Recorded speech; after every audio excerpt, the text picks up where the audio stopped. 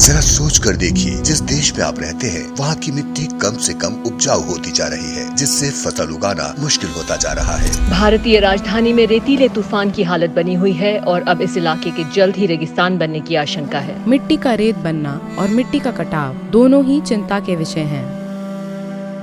Soil is the habitat. मिट्टी ही वो जगह है जो अनगिनत जीवों का घर है। उन पनपते जीवों के कारण ही मिट्टी में सब कुछ पैदा होता है।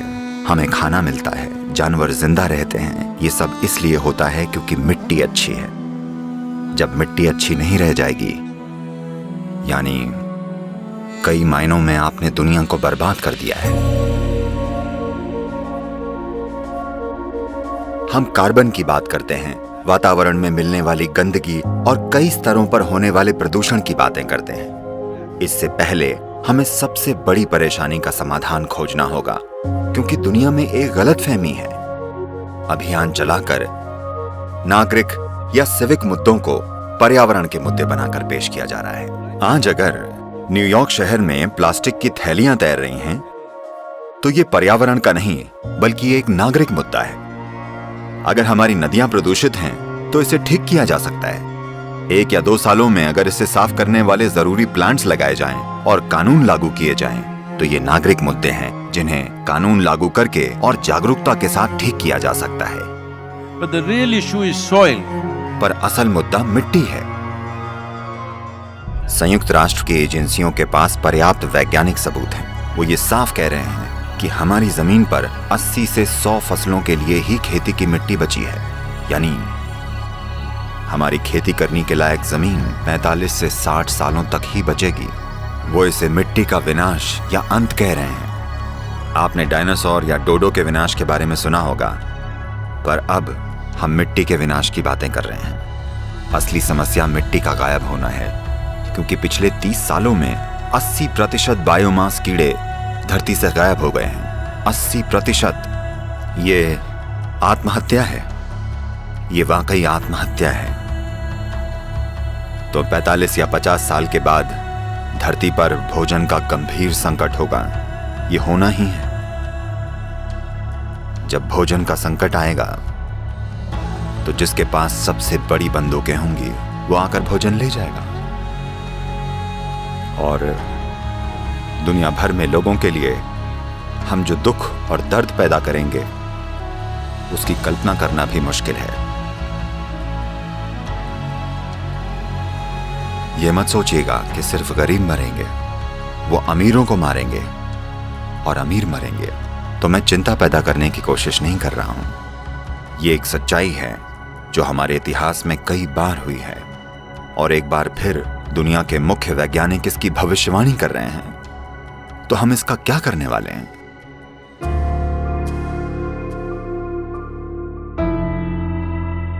मिट्टी क्यों जा रही है, कहां जा रही है?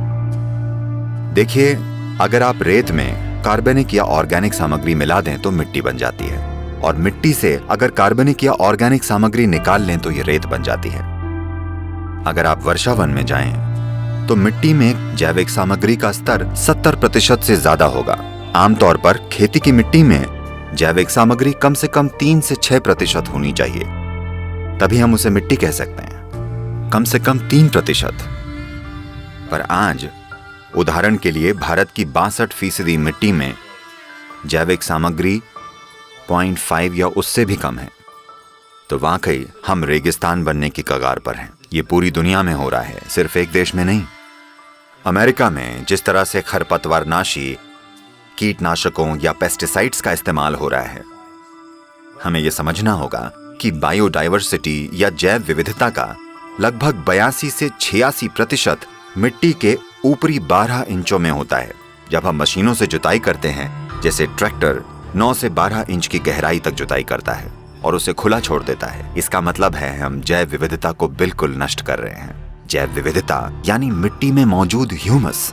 ह्यूमन शब्द ही ह्यूमस शब्द से बना है, यानी ये मिट्टी वाकई जीवित है।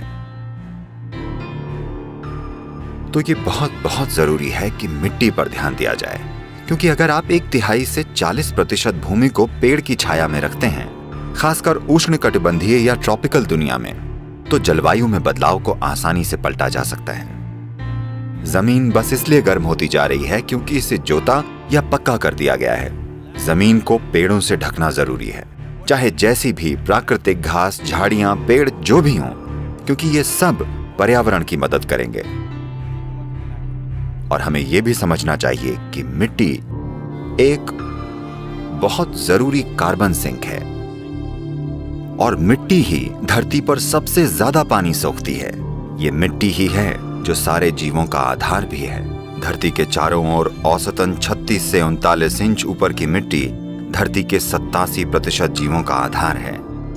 बायोडायवर्सिटी को जिंदा रखना अभी यही वो चीज है जो करना सबसे ज्यादा जरूरी है। अगर हमने अभी शुरू नहीं किया तो ये नहीं हो पाएगा। इसके एक हिस्से के रूप में हम ज्यादा से ज्यादा लोगों को एकजुट करने के लिए कॉन्शियस प्लैनेट नाम का एक अभियान चला रहे हैं। अभी तो ऐसा लगता है जैसे जलवायु परिवर्तन, पर्यावरण और ये सब अमीरों और ऊंचे लोगों का खेल है। नहीं, हमें इसे बदलना होगा।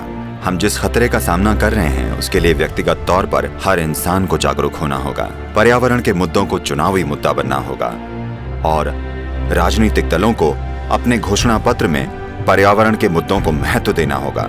हमें पर्यावरण के मुद्दों के लिए चिंता करने वाली सरकारें चुननी होंगी। ऐसा होना जरूरी है।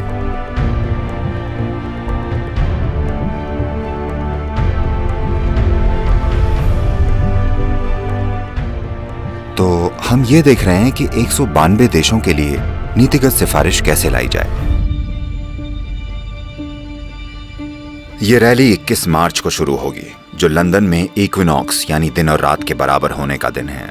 और लंदन से एक अकेली मोटरसाइकिल 30,000 किलोमीटर की सवारी करते हुए 24 देशों से गुजरते हुए कावेरी बेसिन तक पहुंचेगी, जहां हम जमीनी काम कर रहे हैं। ये एक 83,000 वर्ग किलोमीटर बड़ी नदी घाटी है और वहां 52 लाख किसान काम करते हैं। हमारा ये शरीर भी मिट्टी ही है। मिट्टी के समृद्ध और अच्छे हुए बिना ये शरीर और दूसरे जीव अच्छे से नहीं जी सकते। तो बात अगर पर्यावरण की है और जलवायु की है, सबसे जरूरी यह है कि हम कैसे अपनी मिट्टी को मैनेज करें, इसका कायाकल्प कैसे करें। हमें चाहिए कि हम इसे फिर से पहले जैसा बनाने के लिए जागरूकता लाएं। ये जागरूक दृष्टिकोण और जागरूक धरती बनाना सबसे ज्यादा जरूरी है। और बहुत बड़े पैमाने पर लोगों को शामिल किए बिना ये एक सच्चाई नहीं बन पाएगा, क्योंकि हम एक लोकतांत्रिक देश हैं। ऐसा सिर्फ तभी होगा जब लोग ये कहेंगे कि यही वो चाहते हैं। तो आइए एक जागरूक धरती बनाएं, आइए इसे कर दिखाएं।